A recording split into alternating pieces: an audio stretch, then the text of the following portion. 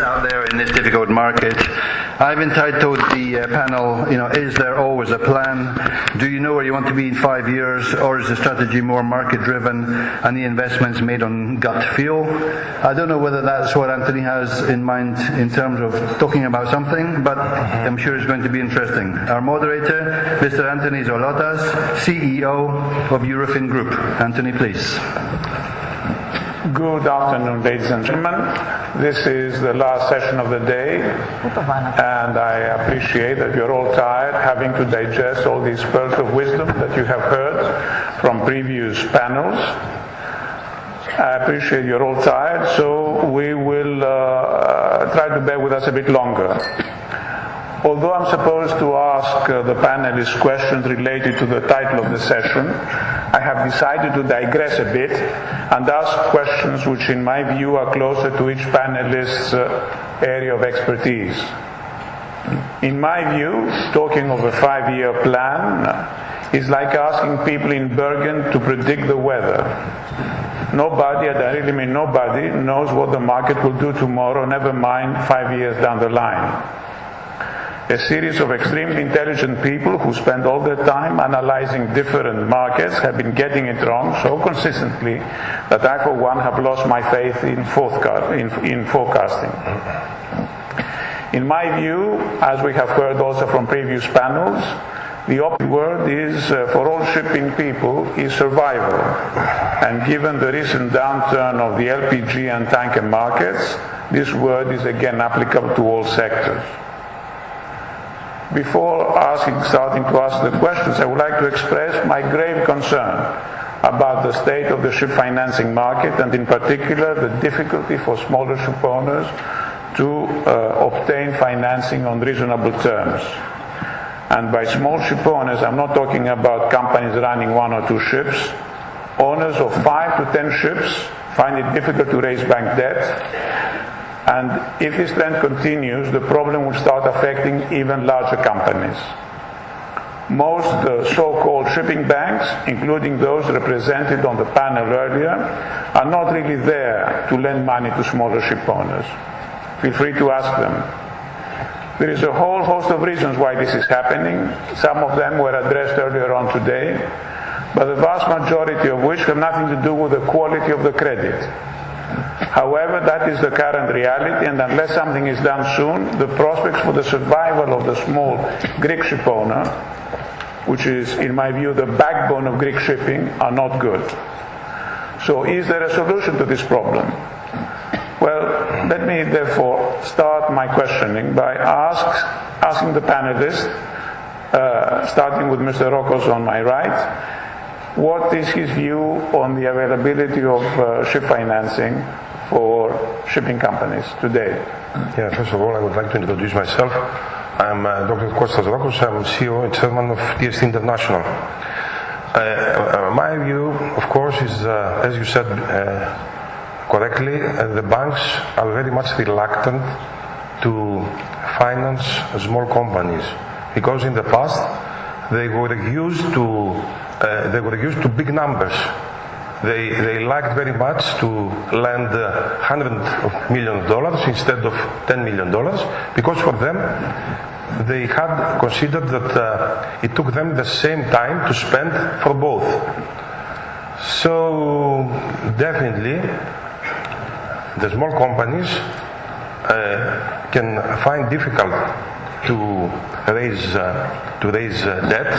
I'm not sure if debt is the right way to expand. In my experience, there is always a question mark between equity and debt. We all know the pros and cons of this question. But nowadays, I see that if you have the right financial statements, there are people to participate either by equity or by debt. At the end, conclusively, what I predict it will be happened in the future, because I like to make predictions, I've done all the time, since funds are very aggressive, they have a lot of money in their pocket, and definitely they will try again to enter relative of the results they had up to now. I think that they will buy ships massively, and they will allocate in a selected network of ship owners, and by that they will diversify their portfolio, and comparatively they will assess the results.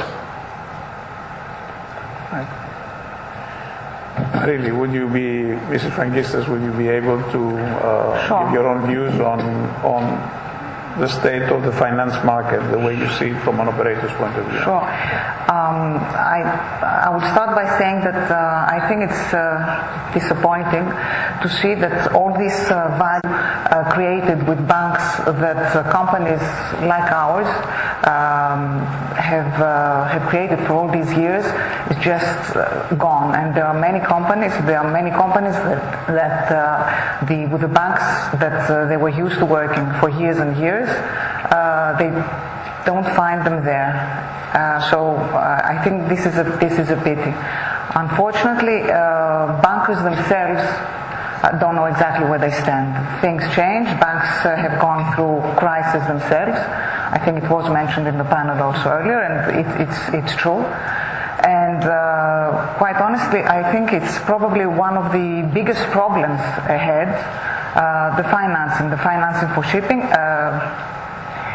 Shipping needs financing, and if regulations go to the worst, if for instance the Basel IV is implemented, I think that in that case the problem will be much worse, because from what I have understood, the plans are, and it's not concluded yet, the plans are that the banks won't even have the margin that they have today to decide for themselves, for the collaterals, for the companies, that everything will be they will have to tick the box. It will be like in big corporations, and it's going to make things even worse.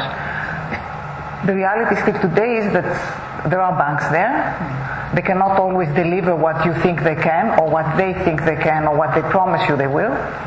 But they're there for companies that have been around many years, and being their existing clients, usually, I think, and hope that we'll still be able to finance our acquisitions. Mr. Valentis, I mean, your own view being also a listed company, does it make easier? Not necessarily. I agree with the track record that Marili has mentioned. It's very important for a company to have a good track record, despite its size. Bank financing is very important, an important element still is. And let's face it, it's the most competitive financing out there. So although for a new company, I agree, it's going to be difficult to get financing. For an established company, even a small company with a good track record, it's not difficult. Well, good to hear that. George, would you agree with that statement? I think I agree with everybody, but I would make a couple of distinctions. There's no doubt that we have difficulty in finding debt, whether you're small, big, private or public. I think what's happened is that larger companies and public companies are accepting terms which otherwise would be onerous, and none of us would accept a few years ago, and they need to do so because they're either large companies or they're listed or they have large shareholders. Smaller companies which may have private equity or other investors are also forced to accept terms which otherwise would not be acceptable to a traditional Greek owner, if you will, 10 or 15 or 20 years ago. And smaller companies or larger companies which are run by family offices and which have deep pockets may elect not to seek finance. I think that's what's happening today. In terms of where I think we're going, I believe I'm a great believer in the normalization of the world. I believe that it is not the first time in the past 30 or 40 years that we have seen a shortage in finance, in debt and other finance. I do believe that as markets normalize and as the world normalizes, right now we don't only have a shipping industry problem across all segments, we have a general world problem in trade growth, in GDP growth, in the Chinese economy, the European economy not going anywhere, Brexit, the US still printing money, and so forth and so on. We've talked about this all day long. We know that as things normalize, I believe banks, commercial banks, or if you will, the next generation of commercial banks, because things have changed there as well. You remember at one point it was only merchant banks that did shipping, then it was private banks, then it was commercial banks, then it was again all of them together. I remember, but exactly. you can't remember. Exactly, you remember. which is why I say so. But so what I'm trying to say is that there is a natural progression of things. So today we talk about hedge funds and PE firms providing debt at terms which we find to be ridiculous. That might be the norm tomorrow. It is a dynamic industry, and I think it will come to normalize itself. How about you, Mr. Coustas? I think that the whole banking market has changed. Of course, it's a fact that smaller shipping companies find it more difficult nowadays to raise capital and debt even more. But I think that the difficulty comes also to the larger companies. Maybe the larger companies have smaller difficulty, but definitely it's totally, how can I say, there is a total new view of the lending relationships anymore. And on one hand, this has to do with the state of the banking system. I mean, the banking system and the bank regulations have changed to an extent that the actual cost to the banks in terms of the reserves and their equity, and especially with Basel III, are so onerous that the banks do not make more money by charging today higher spreads. For any bankers, you can really explain that the higher spreads really account for the much higher reserves which they need to keep in their balance sheet for shipping exposure. And exactly because shipping exposure because it became, shipping became so risky in the last few years, and all these kind of credit exposures have to do with the kind of historic performance. We have had a kind of a snowball effect. Okay. And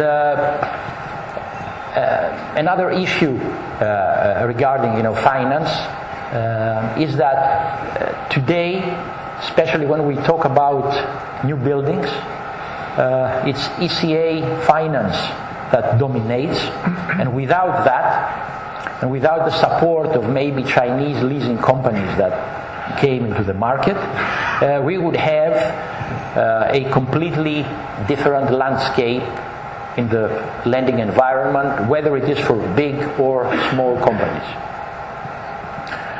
Okay, right. Mr. Rokkos, I wanted to ask you the following. If I understand correctly, your company is a ship owning and ship operating partnership of various shipping professionals with complementary skills of mainly Greek and Western European origin. You have offices in 3 places, each dealing with a different activity.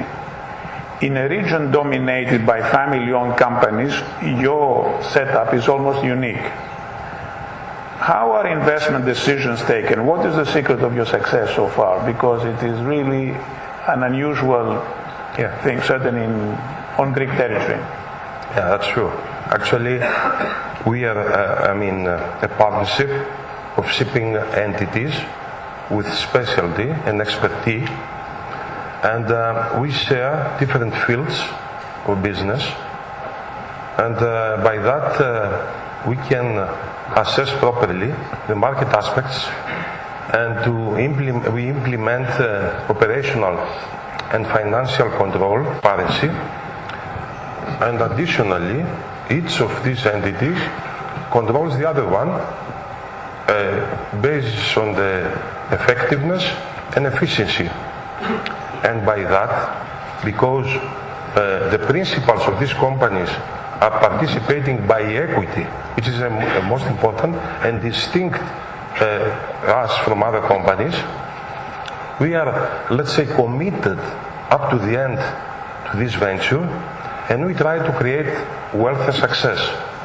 This is actually the secret, and as I said, we have something different from the traditional family companies, where the decisions and the business plan is dominated by the principal, And on the other hand, from the stock-listed companies, which actually is the same one person as it was 20 years ago, dealing with 10, 20 ships, and now these people, respectful persons, they deal with 100 ships. And by that, they have completely different plans and initiatives. So, by having the business in our hands, doing the day-to-day business and allocate duties, we succeed to have very good results, even in the last 8 years, and this proved by our financial statements. And as I said before, the banks are ready to, let's say, to lend when they see financial statements and financial ratios properly. Right. Marili, although it's not publicly well known, your company has been in with JVs with private equity probably longer than most other Greek ship owners. Based on your own experience, what is your general view on such JVs? What are the pros and cons of such JVs?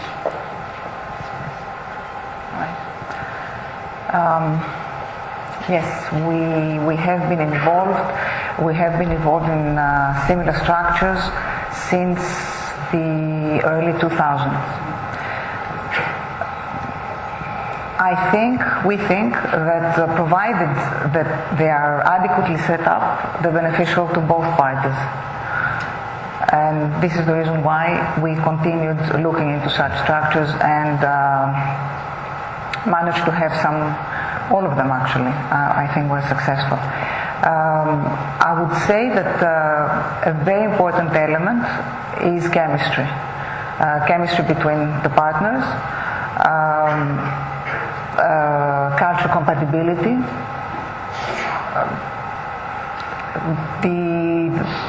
The partners should be like-minded. They should have very clear objectives, and they should be built.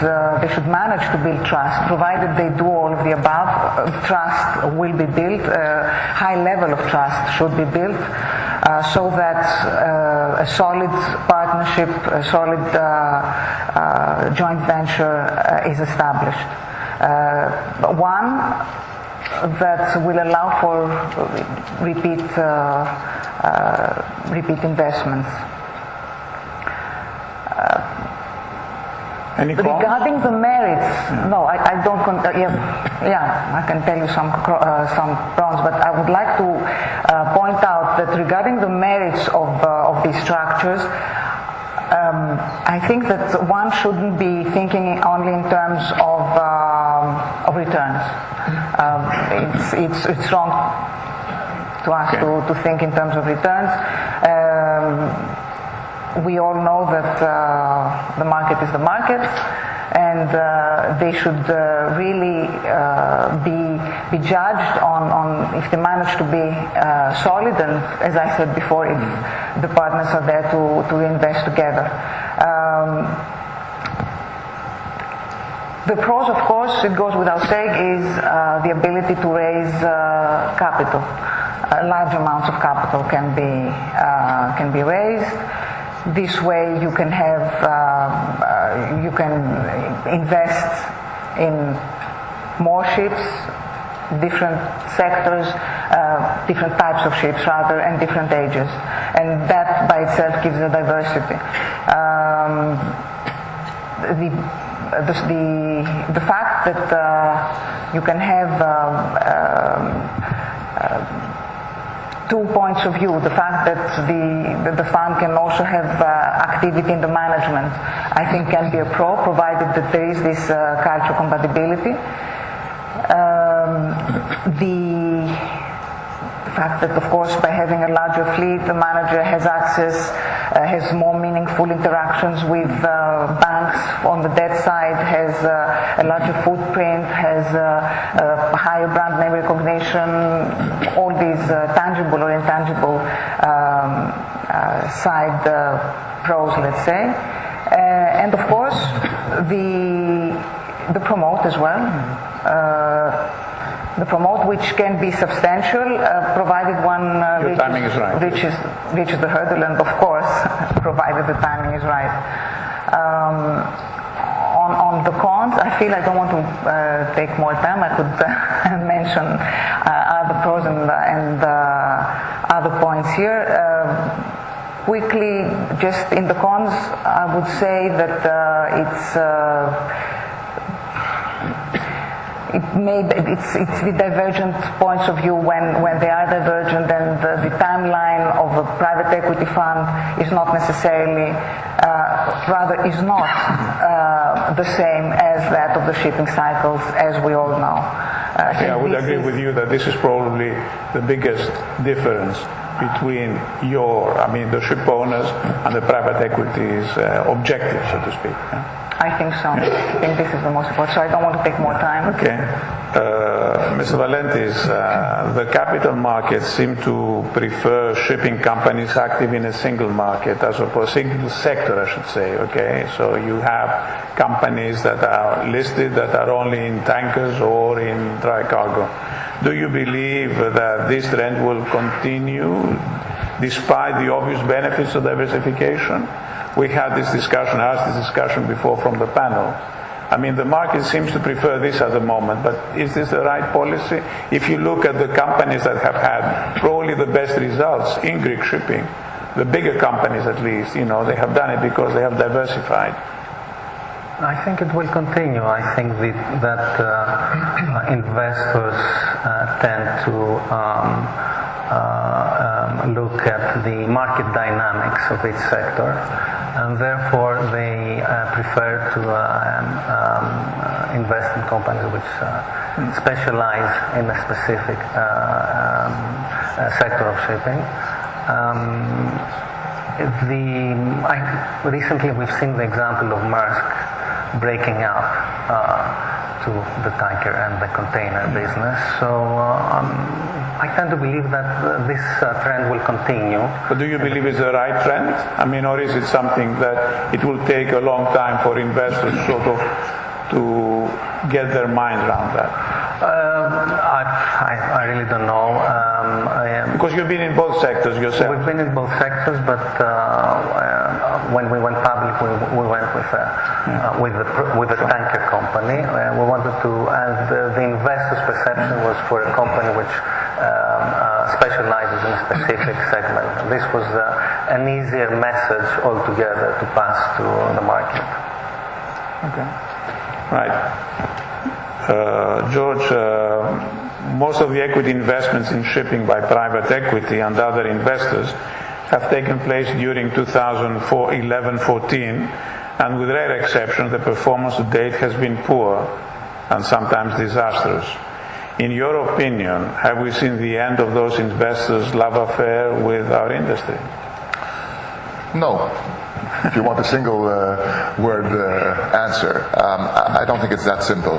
First of all, anybody who invested in dry bulk in 2011, 12, 13, 14, whether he was PE, hedge fund, Greek owner, rich, small, big, fat, thin, has lost money.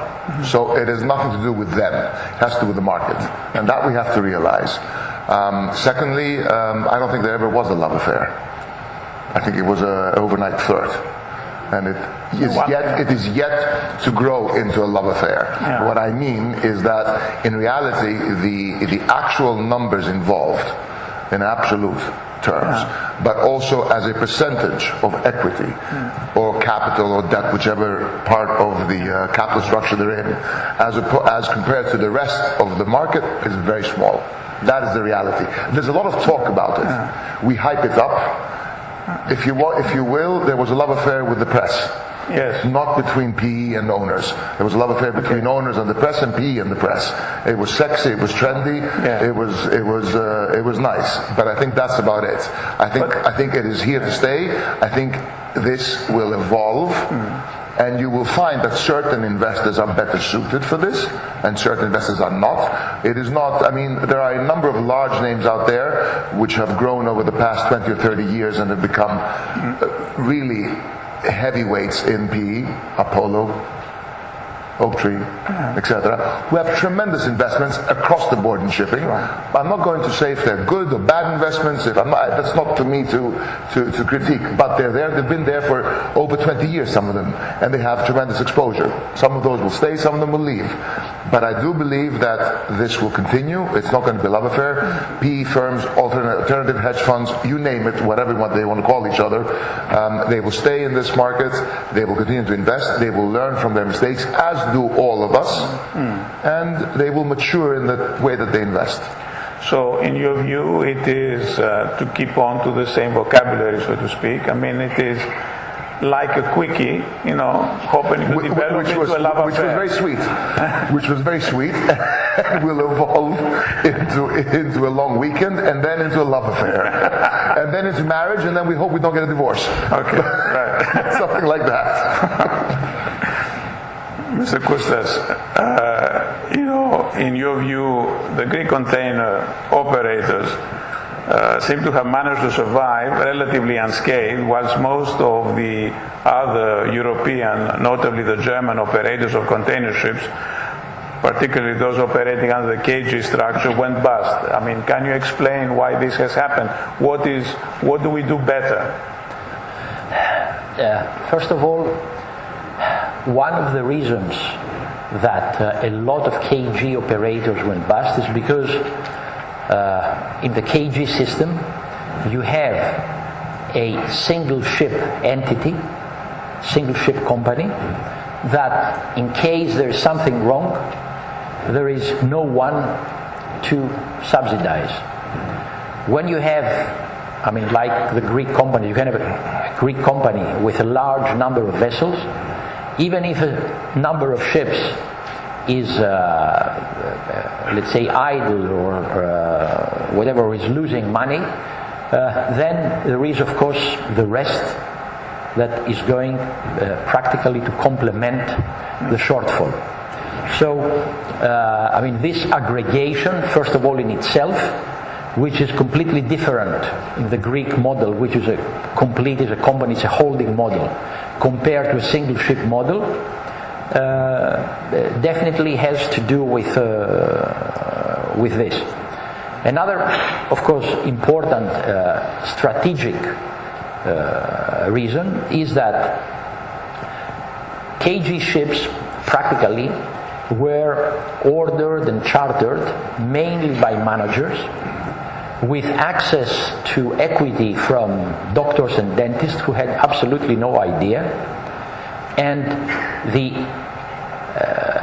the basic reason and the important thing for the manager were the fees which they were getting.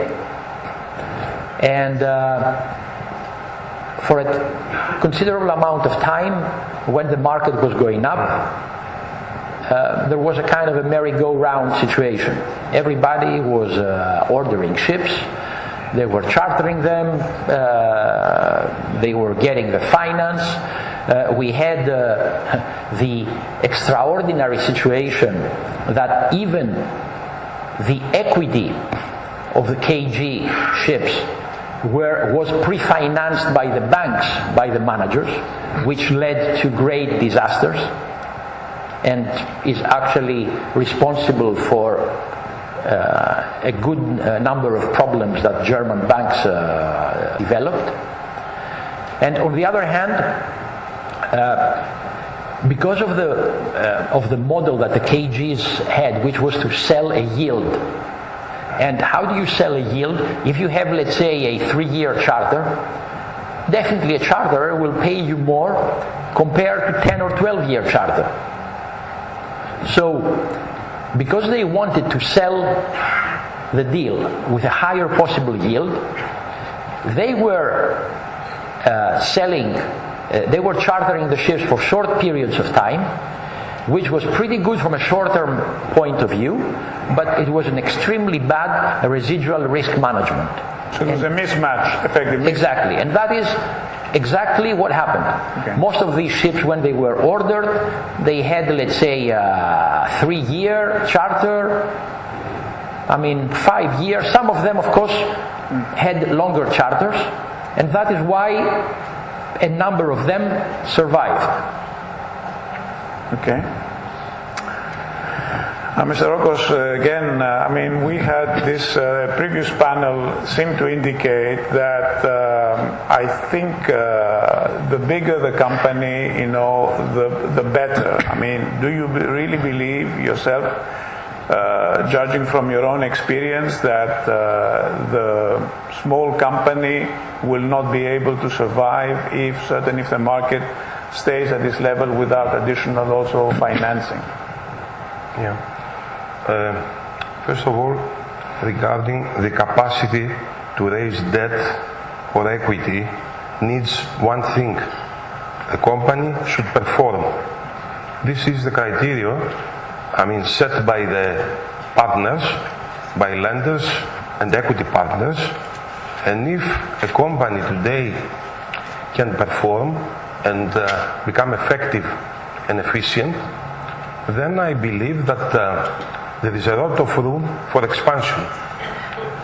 In my experience, for over 25 years, I believe that, as I said before, the big companies are lacking, let's say, attendance, because it is not the same for a ship owner and the management team to follow up a certain amount of ships, let's say up to 25, which I believe is the optimum size of a fleet, rather to, let's say, follow up 100 ships. It's not possible. Of course, there are systems today by which we can follow numbers, but numbers are not decisions. A ship owner distinguishes himself from the management because he can take decisions. And I believe that in the small companies, decisions are taken according to the financial capacity of the owner, of the principal, and his plans. So I believe that nowadays particularly, and in the bad market, the small companies have a great advantage. A great advantage because they have a very good track record. They have a very good ratio of expenses. Don't forget what I have said in a previous conference, that the small family-owned business, they have almost zero administrative costs. If you run the financial statements of the big companies, the stock listed, you will see that administrative expenses are almost the same with the running expenses. So the small companies, in my opinion, have an amazing advantage in the bad market particularly, to attract investors, to attract finance, and perform. I would say that, as I said before, to my prediction, it would be, and I heard also in the previous panel, somebody saying, we need more cash, we need more capital to expand, to get more ships. By increasing the volume of the pool and the company, you increase sensitivity. And by that increase volatility. Of course, if the market goes in the right way, you will become a billionaire. But if it goes other side, you have a very big trouble. Because the impairment you rise, I mean, set off any future income. So in my opinion, I believe that the small companies up to 25 ships, I don't know, nowadays considered small. 15 years ago or 20 years ago, end of 90s, 2000, 10, 20 ships was a great company, a very big company. But I believe in these companies and I believe this will be the future.